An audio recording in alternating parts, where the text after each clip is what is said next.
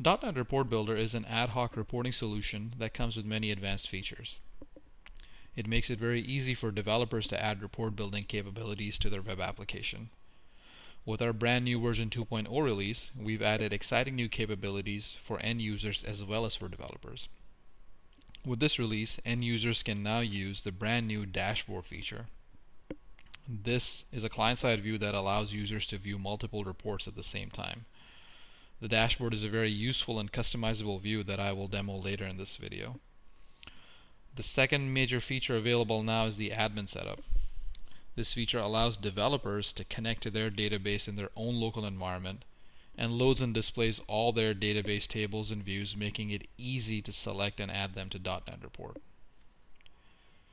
To get started with using Dotnet Report Builder, visit our website dotnetreport.com and register for an account. Starting up a new environment in your MVC application is very easy and is detailed on our website. You can also view a tutorial video guiding you on how to add Dotnet Report Builder to your MVC application. The link to the video is in the description box below. You can also schedule a demo with us by navigating to our features page and scrolling to the bottom and clicking on the schedule a demo link. During the demo, we can help you set up your testing environment and provide you any other support you need to get going. In this video, I will be giving a short demonstration of how to use Dotnet Report Builder to generate useful reports. For the purposes of this video, I will be using the live demo available at the dotnetreport.com homepage. Clicking on the live demo will take us to the report building homepage. From this screen, users can view already created reports, run them, or create brand new reports. We will start this demo by creating a new report. There are many different types of reports that users can create depending on the type of information they want to display. Users can choose from a list report, a summary report, a bar graph, a pie chart, or a line history report.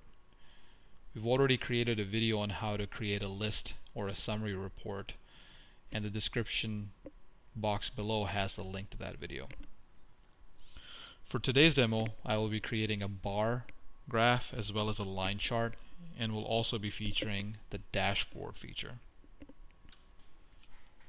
We will start by creating a bar graph. After selecting the report type, the next step is to configure the data for the report. In this section, users can select different sections from their database and pick up different fields to populate the report. For the monthly sales report that I want to generate, I will be looking for the order date and the product count. Now, depending on how your database is set up, different information will be available in different sections. In this demo database, we will look at the orders section and the detailed order section for the information that we need. Each section represents a table in the database, and in each table there are different fields. Clicking on the orders section brings up the fields that make up this table in the database. The user can now choose only the fields that they wish to have in their report, or they can hit select all to pick up all of the fields. For our purposes, we will go ahead and click on order date. Then we can go ahead and go to the detailed orders and pick up the product.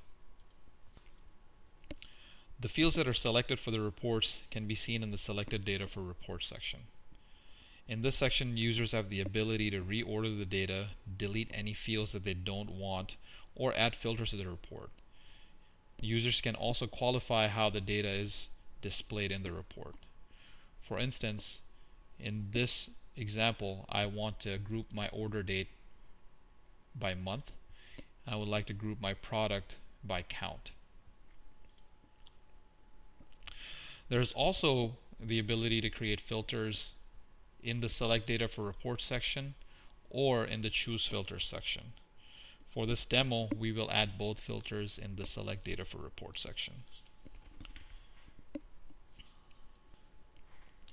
Once the data has been chosen, ordered correctly, and any necessary filters are created, we are ready to give this report a name, a description, and create an initial sorting before we save this report and run it. go ahead and give this a name,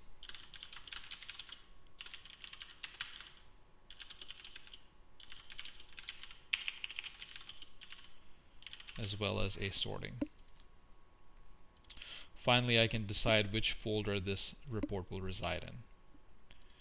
Once all of that is done, I can go ahead and save this report.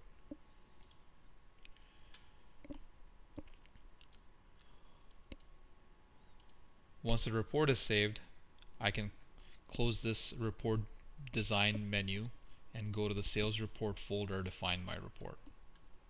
As you can see, the test sales report is available here. Clicking on Run Report will generate that report for me. Let's take a few minutes and navigate the options in this report. Along the top right, there are options for going back to the main reports page, editing this report, printing this report, as well as exporting this report to Excel.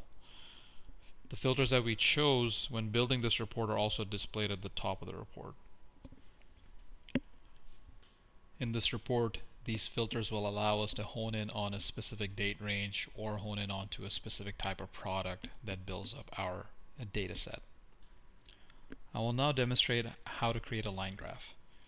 Clicking back to reports, I can go to my main report view and click Create Report and follow a similar workflow as before to create my line graph.